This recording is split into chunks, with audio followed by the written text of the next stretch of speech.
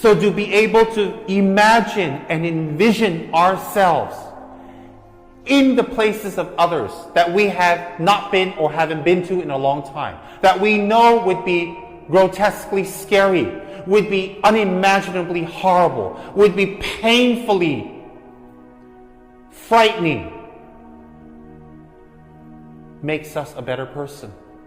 It's like people who eat meat but do not want to watch the animals being slaughtered.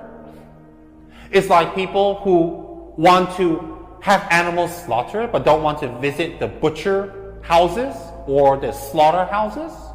It's like people who want to see the cooked meat on their plate, all nice and dressed up with gravy and sauces and little sprinklings of flowers garnered with mints and herbs, with beautiful candles and beautiful silverware and diningware laid out, but they don't want to see how that piece of meat got on their beautiful dining table.